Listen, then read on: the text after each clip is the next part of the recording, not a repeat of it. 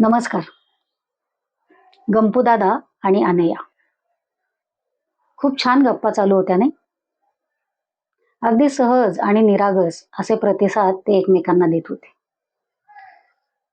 गप्पा या अशाच असल्या पाहिजेत, अगदी सहज, कुठलाही विषय न धरता. मुलांशी गप्पा मारताना तर हा नियम पाळलाच पाहिजे.